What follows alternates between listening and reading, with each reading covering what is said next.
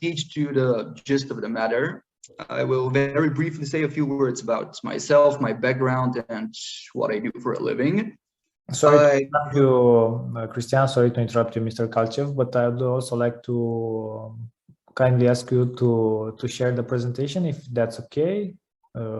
If you can do it, or if you want me to share it, whatever you. If you could share it through your screen, that would be great for me, because I don't have it with me at the moment. Okay. Would that be okay? Yeah, that's great.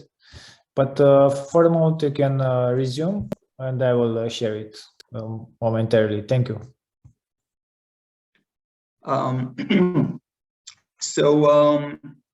As far as my background, I graduated as a Master of Laws from the Faculty of Law of Sofia University a few years ago, and during my time at university, I took part in a number of international moot court competitions, that is, simulated court proceedings for law students. In 2016, I participated in the Telders International Law Competition in the Netherlands, in The Hague. Then next year in 2017, I took part in the European Human Rights Moot Court competition in Strasbourg. And finally, in 2018, I was part of Sofia University's team that participated in the global rounds of the Philip C. Jessup International Law Moot Court competition in Washington, D.C.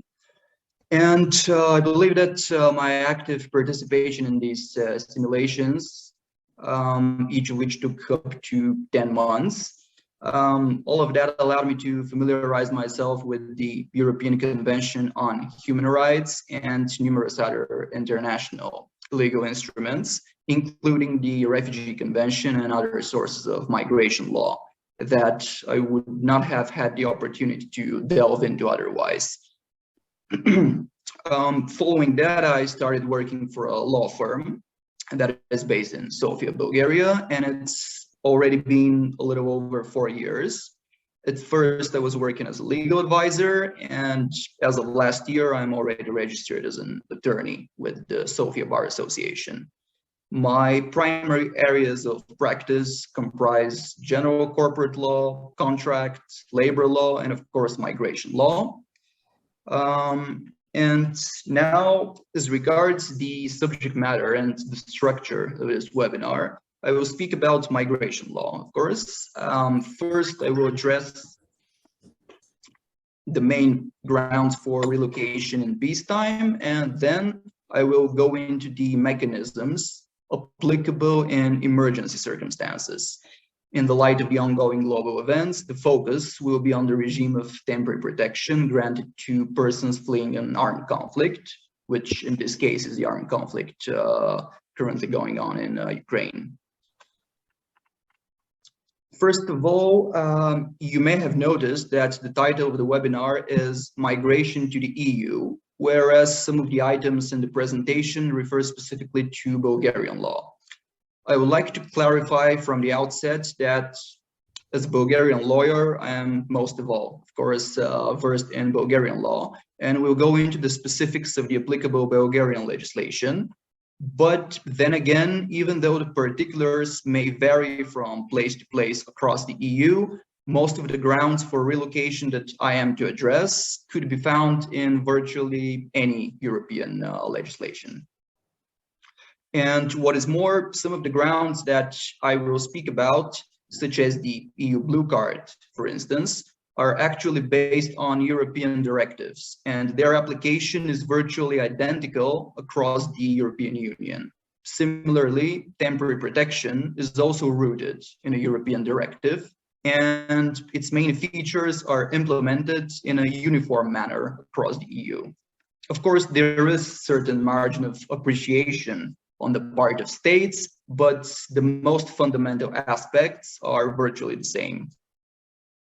So I will now commence with the grounds for relocation in peacetime pursuant to the Bulgarian national legislation. The main characteristic that serves to determine the applicable migration regime is the nationality of the individual concerned. Whether that person in question is a EU national or a citizen of a third country outside the EU. The rules applicable to EU nationals on the one hand and non-EU nationals on the other hand are laid down in two separate legislative acts.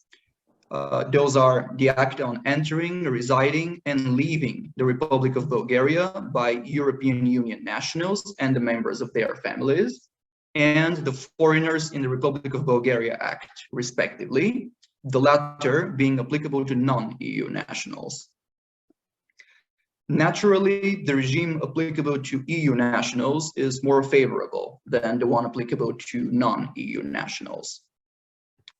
First, I will outline the main features of the migration regime that is applicable to EU nationals and the members of their families. EU nationals and their family members may enter and reside in Bulgaria without obtaining a Bulgarian residence permit, and they may do so for a period of up to 3 months. This rule, by the way, applies in all other member states as well. In case that a EU national wishes to reside in Bulgaria for a period that exceeds 3 months, they may obtain a prolonged residence permit on three main grounds, as you may see in the current slide. The first one is working in Bulgaria under a labor agreement or as a registered freelancer. The second one is studying in Bulgaria. And the third one is being able to prove that they have sufficient means of subsistence in Bulgaria. Now, this will need some clarifications. The sufficient means of subsistence is usually demonstrated by means of a bank statement, which indicates an amount of funds that are sufficient to cover the person's stay in the country. More specifically, the amount shall be at the very least the minimum wage in Bulgaria, which is multiplied by the number of months during which the person will reside in the country. It is important to note that EU nationals may obtain a Bulgarian residence permit for a maximum duration of 5 years. In addition to the proof of sufficient means of subsistence, the applicant shall also provide a medical insurance policy, which is issued by a private insurance company, and that covers the duration of the stay requested by the applicant. This is so because foreigners who are residing temporarily in Bulgaria are not subject to mandatory health insurance by the national healthcare system, as is the case for Bulgarian nationals and persons with permanent residence. Then members of the family of an EU national, regardless of their own nationality, and this is important to note, they may not be EU nationals themselves. They may too obtain a Bulgarian residence permit based on their relationship with the EU national without having to satisfy any additional requirements. Their relationship with the EU citizen is demonstrated either with a marriage certificate or with a birth certificate, as the case may be. Again, these rules are pretty much uniform in all EU member states. I will now move on to the legal regime that governs the relocation of nationals of third countries, that is non-EU nationals, and the members of their families. I will first sketch the basic aspects of the legal framework governing migration to Bulgaria, namely the visa requirement, the different types of Bulgarian residence permits, and the main features of the relocation procedure. Citizens of some third countries may avail themselves of the so-called visa-free regime, which means they are entitled to enter and reside in Bulgaria without a visa for a period of up to 3 months, or to be more precise, a period of up to 90 days. For example, this regime applies to citizens of Israel, Australia, and Brazil, just to name a few. In case of emergency circumstances, this 90-day visa-free stay may be extended with another 90 days. The law does not say what circumstances would be regarded as such, but last year, for instance, I managed to obtain such an extension for a client of mine from Israel, relying on the outbreak of the Omicron variant of COVID in his home country, which in that case was sufficient to demonstrate the need for such an extension. However, there are also countries whose nationals may only enter Bulgaria with a Bulgarian visa. For instance, just to name a few, such countries are Ukraine, under the normal run of things, India, Bosnia and Herzegovina, and others. In all those cases, however, and this is very important to note, non-EU nationals may receive a Bulgarian residence permit only if they have obtained a Bulgarian visa first, and more specifically, a Type D visa. This means that a citizen of Israel, for instance, may enter Bulgaria and reside here visa-free for 90 days, but he or she cannot skip the visa requirement and apply for a residence permit straight away. In all cases, there must be a visa first, and only then would a residence permit be available. As far as residence permits are concerned, there are three main types of residence permits for foreigners in Bulgaria. I think we should be on the previous slide, slide number 12, maybe even 11.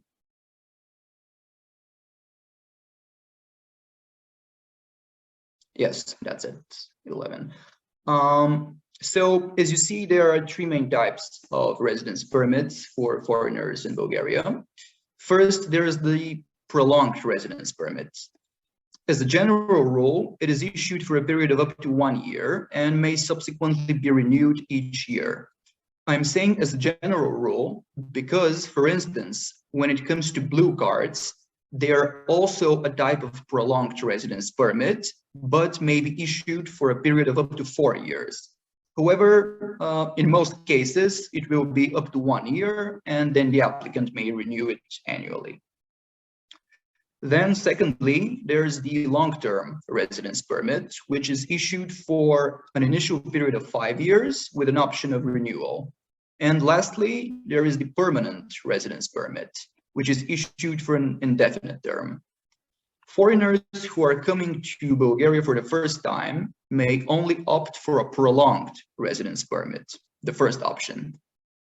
After they have obtained a Bulgarian visa, a Type D visa, they need to enter the country on the basis of the visa and apply for the residence permit itself from within the territory of Bulgaria. Long-term and permanent residence permits, on the other hand, are only available to foreigners who have resided in Bulgaria for at least 5 years prior to their application, without any interruptions of their stay. As regards the family members of a non-EU national with Bulgarian residence, they may also obtain a prolonged residence permit on the basis of the residence permit of their family member. This is the so-called family reunification procedure. It basically allows the person who has already obtained a Bulgarian permit to submit an application for family reunification, based on which the members of his or her family may receive a Type D visa and then subsequently a Bulgarian residence permit. All of this happens in an expedited manner. For instance, just to illustrate, instead of 35 business days, which is the regular period for issuance of a Type D visa, this will only take up to 15 calendar days within the framework of the family reunification procedure. Okay, we can move to the next slide.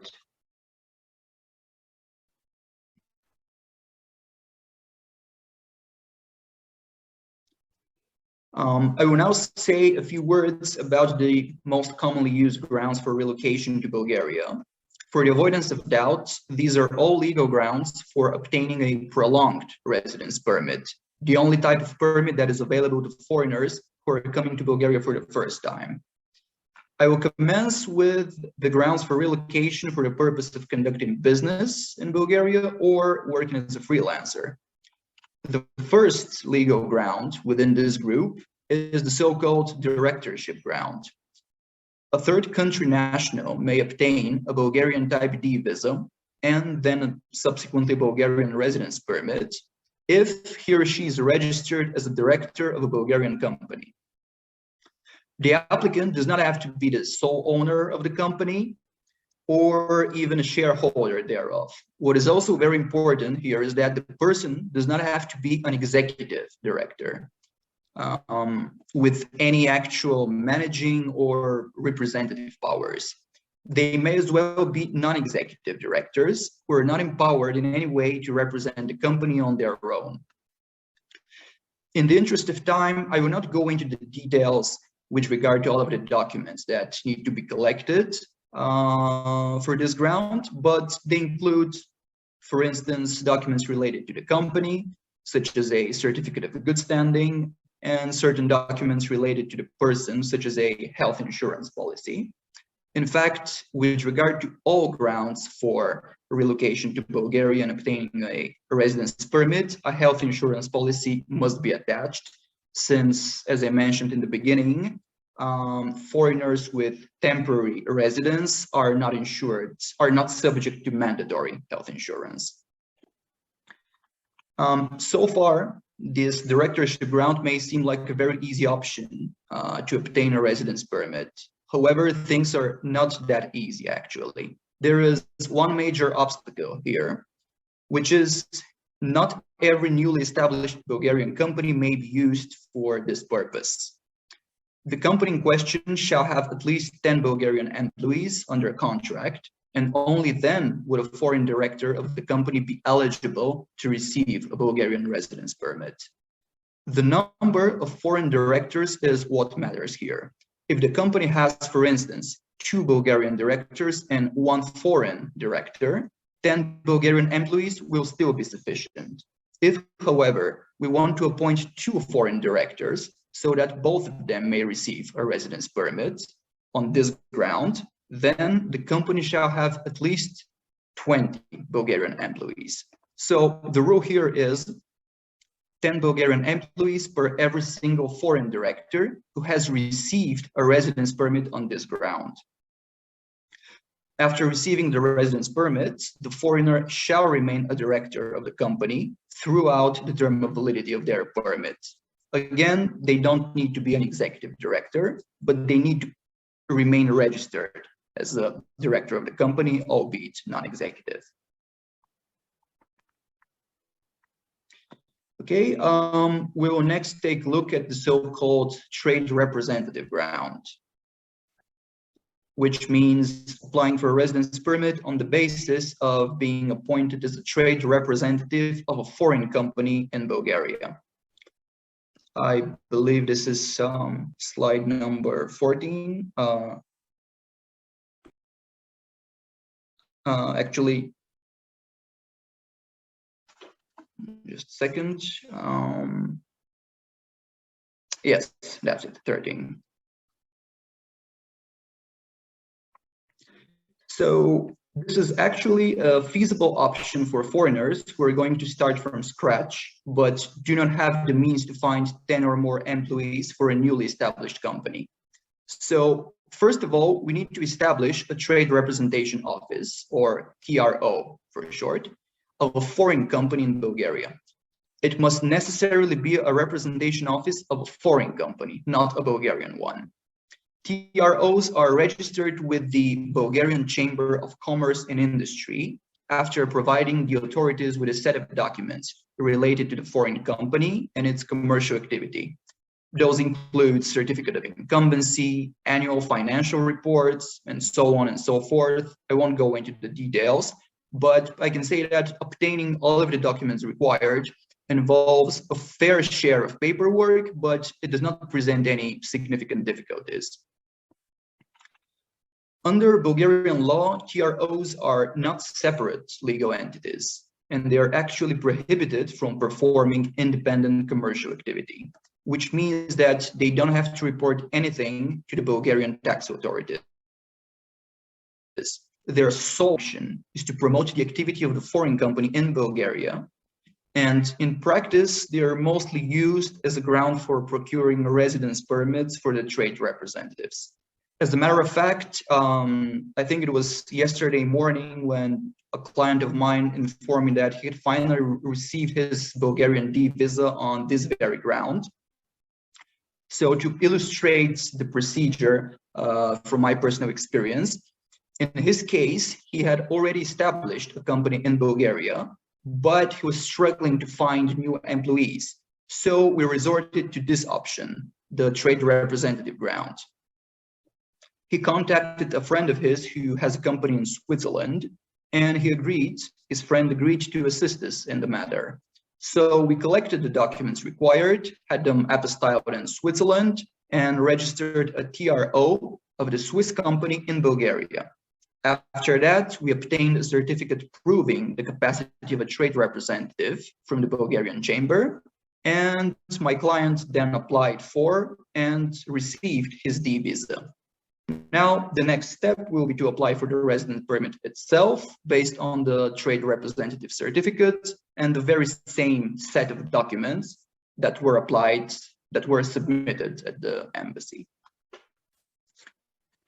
And the third and last option that I will turn your attention to in this subgroup of legal grounds is to obtain a Bulgarian residence permit as a freelancer. In the interest of time and in order to be able to cover the rest of the points in the presentation, I will not delve into all specifics of this procedure and full list of documents. The most important thing here is that even though this may seem like a very easy and accessible option, in reality it's not. And this is so because one of the documents required is as you may see in the slide, a B1 language certificate in Bulgarian, which basically means that only individuals who have at least some knowledge of the Bulgarian language may rely on this ground to receive a residence permit.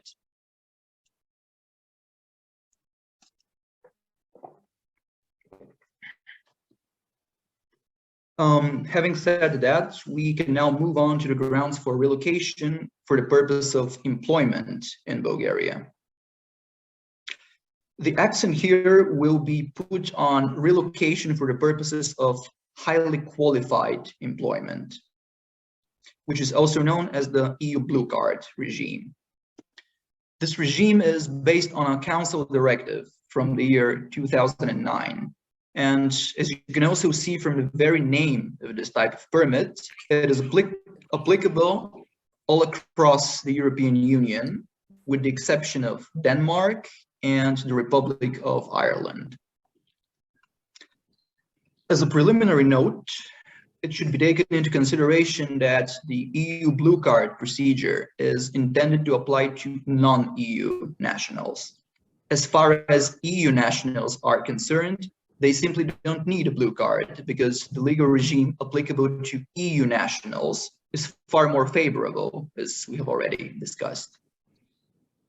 As regards blue cards, first and foremost, it is safe to say that they are the most convenient way in which Bulgarian and other European employers may hire foreign employees and relocate them to the respective EU member state.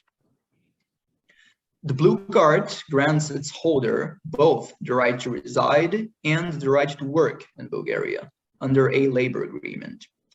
The labor agreement shall be concluded prior to the submission of the blue card application, and it is one of the documents submitted along with the application. It will enter into force only after the blue card has been issued.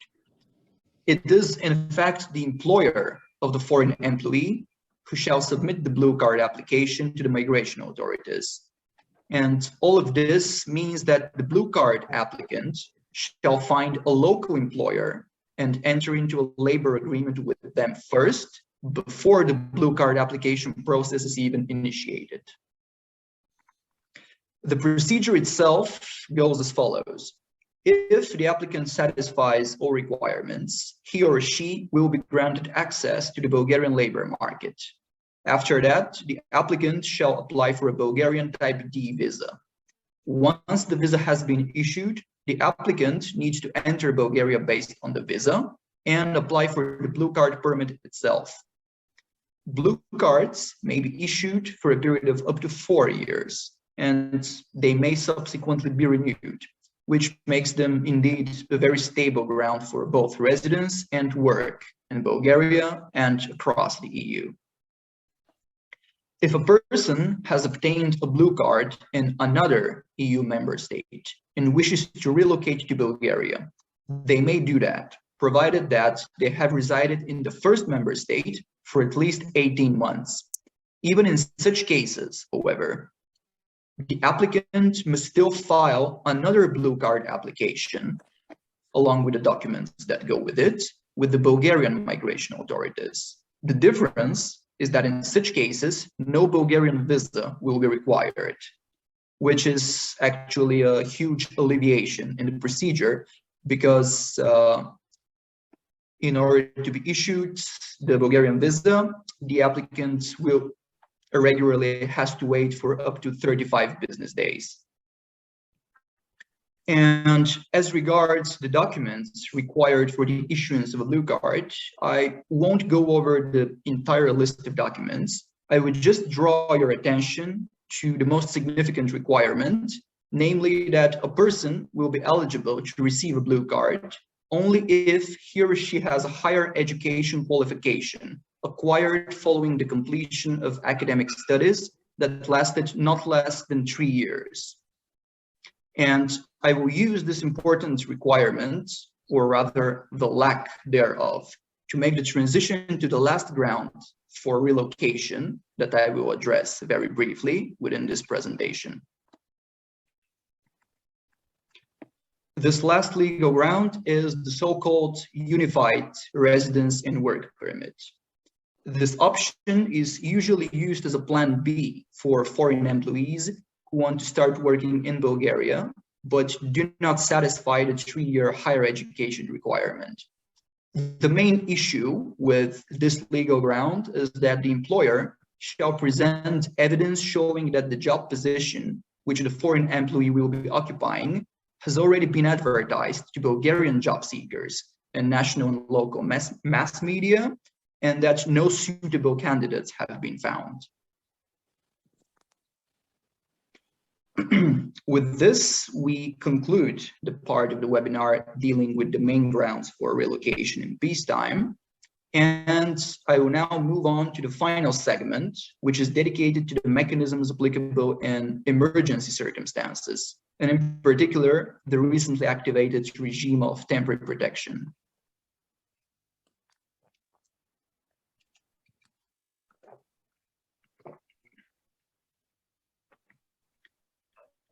Bulgarian law provides for 3 main types of protection that is granted to foreigners.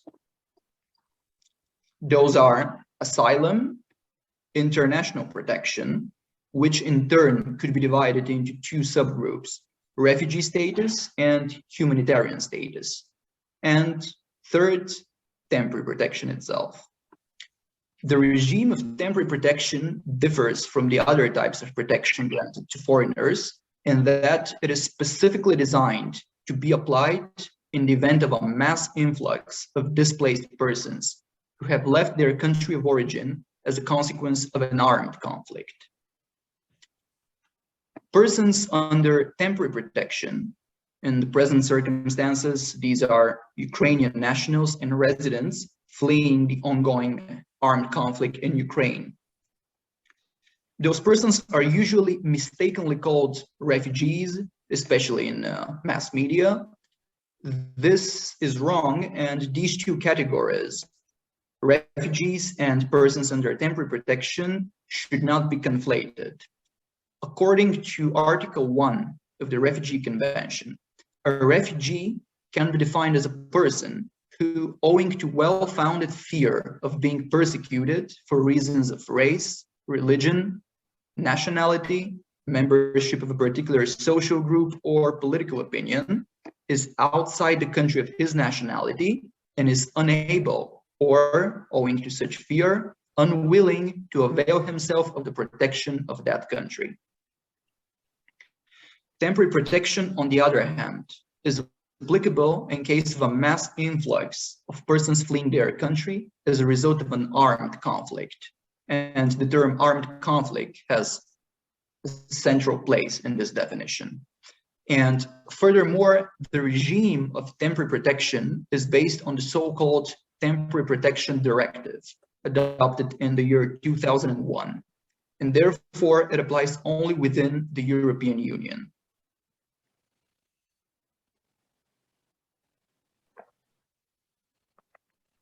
This Temporary Protection Directive was recently activated by means of a Council implementing decision, which has the effect of introducing temporary protection in all EU member states. In Bulgaria, this Council decision was followed by a decision of the Bulgarian government, introducing temporary protection for displaced persons from Ukraine as of February 24th, 2022, for a period of 1 year. In practice, persons who are fleeing such an armed conflict are able to obtain temporary protection in a matter of hours or even minutes, as opposed to the lengthy procedures applicable with regard to other types of protection, such as the humanitarian status. And this is precisely what makes temporary protection such a convenient option in emergency circumstances like the ones at hand. Next, I will review the categories of persons to whom temporary protection applies. As you may see, those are, first of all, Ukrainian nationals residing in Ukraine before the 24th of February, 2022. Those also include stateless persons and nationals of third countries other than Ukraine who benefited from international protection or equivalent protection in Ukraine before the 24th of February. All family members of such persons would also benefit from temporary protection. And lastly, the Council implementing decision gives discretion to the member states to grant temporary protection to other categories of individuals as well, as they may deem fit according to the circumstances.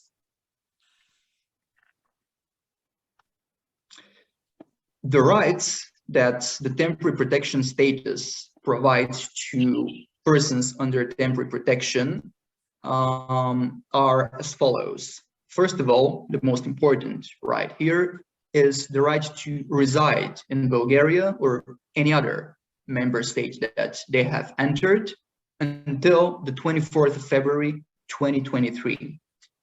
Now, the European Act actually provides for an option of renewal, extension of this period for a further 1 year, but it remains to be seen whether this will happen.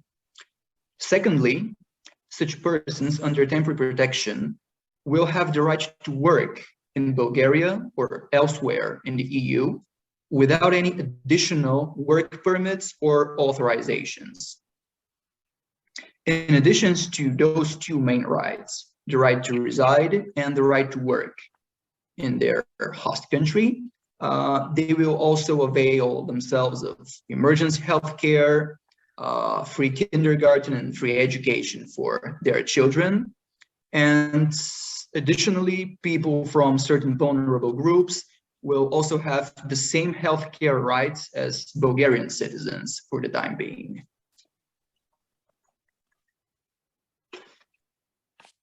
An issue that arises when it comes to temporary protection is the incompatibility between temporary protection and other grounds for residence, which causes, in fact, a lot of practical issues. This is so because temporary protection as a separate ground for residence in the country is incompatible with all other grounds for residence. In practice, what does this mean? This means that if a person under temporary protection wishes to pursue a more long-term option for residence in the country, for instance, a blue card, before the term of temporary protection has expired, they would first have to give up their temporary protection status, which gives rise to serious practical issues, especially for Ukrainians without biometric passports. So if they want to pursue a blue card, they need to relinquish their current ground, the temporary protection, and only then commence the blue card procedure. At this stage, this major issue has not been addressed yet. Certain groups working with the legislature of Bulgaria, for instance, have been formed in order to address the issue and introduce some sort of compatibility between temporary protection and some other grounds for residence, so as to allow for a smoother transition from temporary protection into a more long-term option. But at this stage, this has not yet been addressed, which poses some serious issues in the future with regards to more long-term options once the temporary protection has ended. And with this, I would like to conclude the main presentation, and with Theodore's permission, to open the Q&A session in the event that any of you have any additional questions or would like me to clarify any of the issues that I discussed. Okay, first of all, thank you to our evening speaker, Mr. Kalchev. I think it was a very interesting and illuminating presentation for all of us. I would also like to thank the attendees, our guests who made the time. I know it's not easy because we are at the end of a very busy work day, but again, we really appreciate that you took time to attend the webinar, the second edition of the OLEP webinars. And we would also like to now address the invitation for further presentations and speakers within the OLEP network. Mr. Kalchev, applauses are in order. So with your permission, I would like to ask our other invitees to open their mics and share a few applauses for our speaker. So great, great presentation. Thank you. Thank you very much. Okay, I will begin the Q&A session with a statement. It is one great takeaway from today's presentation on my part. The fact that refugees are different and wrongly identified or defined as such by mass media. As you've stated, temporary protection is a more suitable term covering, for example, Ukrainian refugees that we are now witnessing. I know that your country, as well as ours, because we are neighbors and we are very close to Ukraine, but also other European countries have joined ranks in order to protect, to provide these people with shelter, to provide them with work, to provide them with education. And I know it's a pan-European concern and a pan-European project for the years ahead. Okay. I would like to address the first question, if that's okay. I was wondering who is taking these decisions to approve a visa for an immigrant, for example, let alone a refugee. In your country specifically, in Bulgaria, what is the national institution who is approving the visas?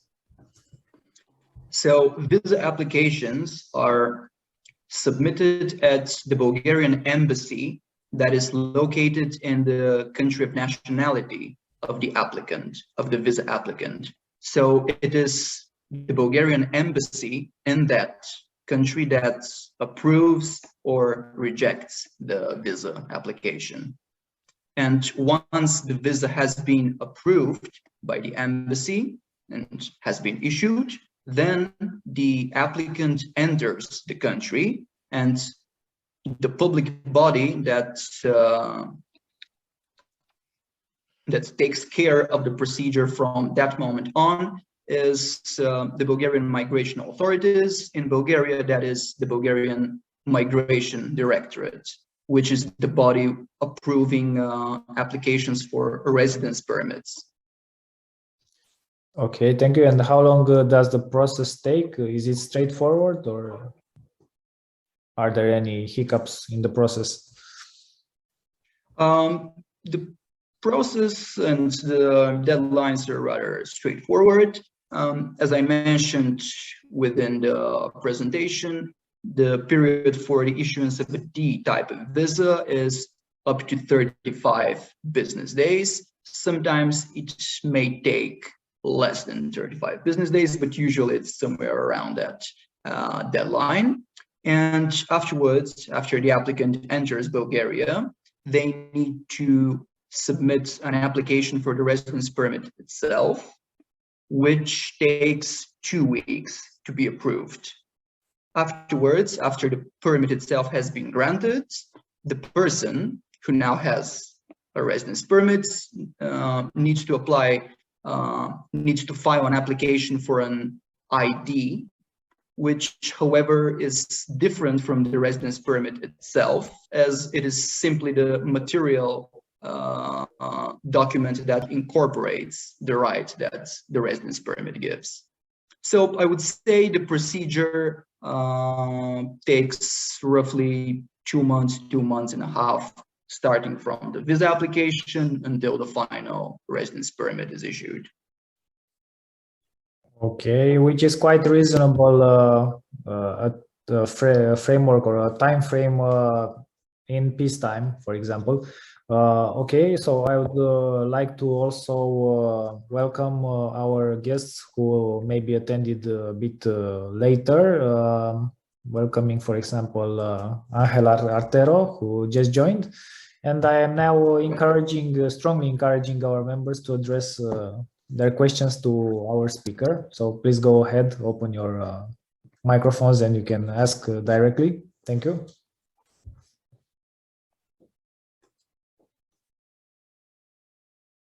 If there is any question, any matter that could be addressed in this Q&A, please.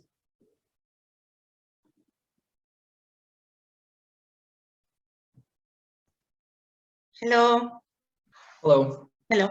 I have to admit that I have no questions at all, because I found you very, very clear. And I just wanted to say that I noticed how Bulgarian immigration law is very, very similar to the Italian one, also in terms of the lasting of the permission. And I was kind of doing a sort of restudying the immigration law. It's been a while since the last time I've been dealing with it. So it was kind of getting back to my practicing apprentice years, and very, very, very simple, almost the same, I have to say. Just at least to say something. This is interesting to know, because as I said in the beginning of the presentation, some of the grounds, such as the EU blue card, are obviously unified and applied in a uniform manner across the EU. Whereas, as regards the other grounds, I was assuming that they would be more or less the same as well in all EU member states, but it is interesting to know that they're virtually the same in Bulgaria and Italy. And I would also like to point out, there's an interesting fact that, in fact, in Bulgaria, migration law is not even part of the mandatory curriculum at universities, which is, in fact, quite bizarre to me. And it was only after I graduated and started practicing in a law firm that I first even opened and familiarized myself with the legislative acts that deal with migration law. But I guess that comes to demonstrate that before you have started practicing, you don't really know most of the most fundamental aspects of the legal profession, and really a lot of new doors are opened in front of you. I totally agree, because in Italy it's the same. Also talking about the fact that immigration law isn't a matter during university, neither for us.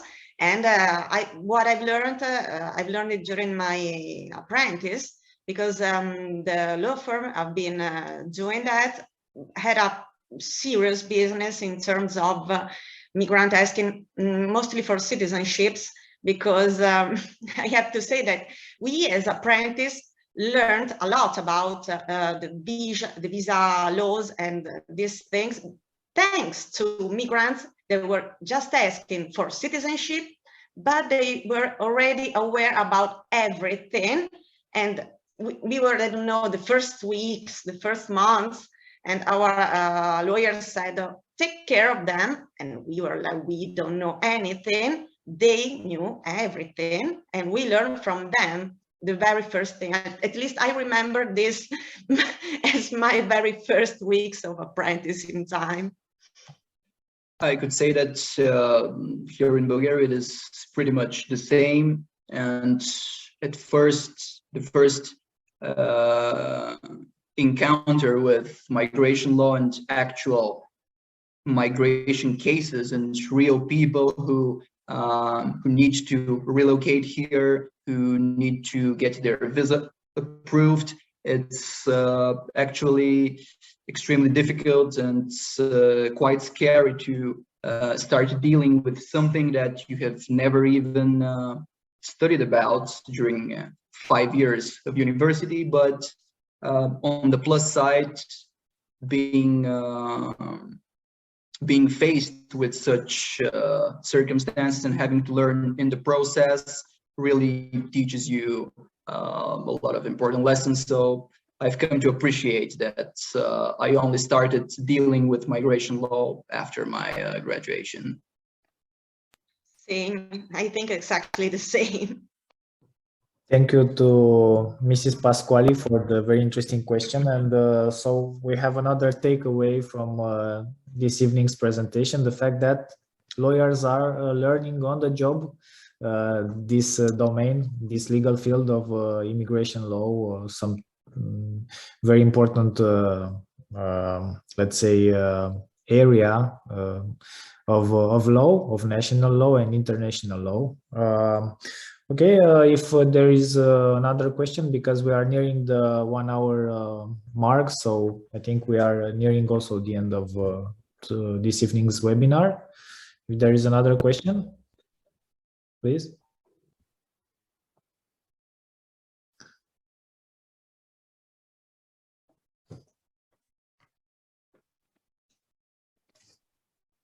I had another curiosity for another, let's say, question for our speaker.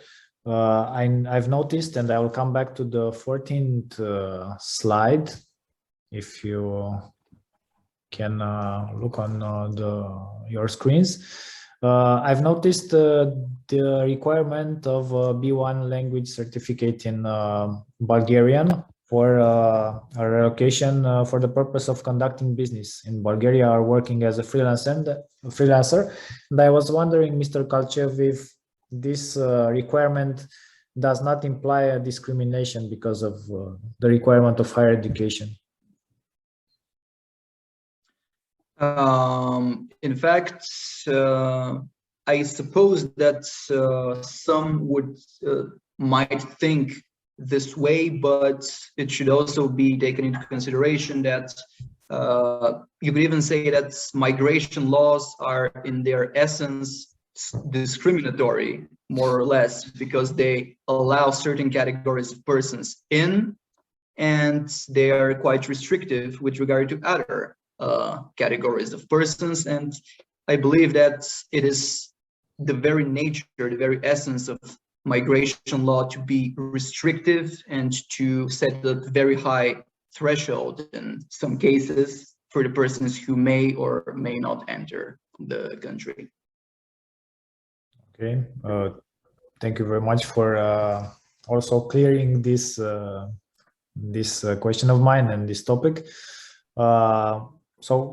If there are no more questions for our speaker, I would like to, in the name of all of us and of the WALEP network, I would like to commend your effort for this evening. We hope that you've also enjoyed the experience, and that once we maybe host a physical event, maybe a WALEP conference or congress in the near future, you will also take the floor and host another very interesting presentation for all of us. We are hoping that in the near future we will also be able to host such an event. So without any other conclusion on my part, I will allow our speaker to pronounce his statement in the finale of this event. So, Mr. Kalchev.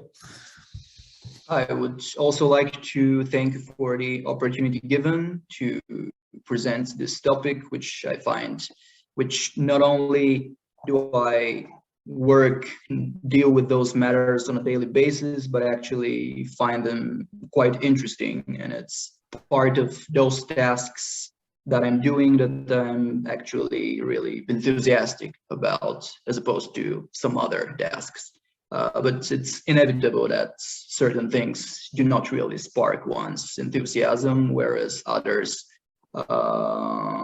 really have a special place in your profession. So once again, I would like to thank for the opportunity and to thank all attendees for being here, being part of this webinar, and bearing with me through it.